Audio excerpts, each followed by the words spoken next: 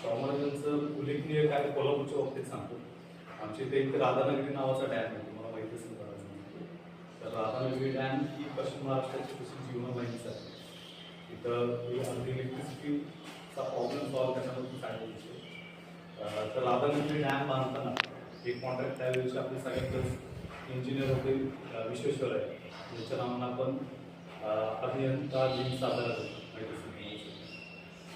तर त्यांना स्पेशली त्यांनी तो कॉन्ट्रॅक्ट दिलेला होता आणि त्यातून राधानगरी डॅमची त्यांनी रचना पूर्ण केली होती.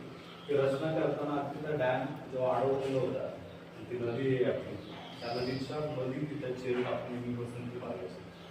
फनी स्टोरी झालेली होती की ज्या गावामध्ये राहतो कोल्हापूरच्या एक्झॅक्ट शेजारी पंचगंगा नदीच्या काठावरती वडंगे नावाचं गाव आहे. शाहू महाराजांचा जो राजवाडा आहे, ज्याला आपण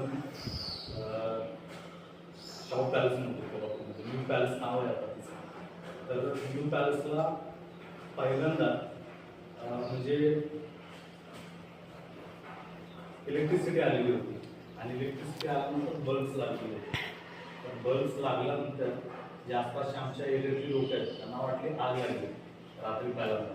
तर नदीतून बाजूला घेऊन सगळ्यांचं राजवाड्यावरती पाणी मारायला गेले. अशी एक फनी स्टोरी आहे. असा जो राजा ज्यांनी पहिल्यांदा इलेक्ट्रिसिटी आमच्या इथं आणली, म्हणजे सर्वसामान्यांपर्यंत पोचवायचं काम केलं. ज्यांनी तुम्ही बघितलं असेल बऱ्याच जणांना पोचलेलं राहत्या नाही असं. तर भाऊराव पाटलांसोबत जसं भाऊराव पाटलांनी दुसरीची पूर्ण सिस्टीम उभा केली रयत शिक्षण संस्थेमध्ये, तसं शाहू महाराजांनी 20 लाख आणि 20 लिटर नावाच्या दोन वसतिगृह अधीक्षक. शाहू महाराज हे सर्वसामान्य जनतेचे राजे होते.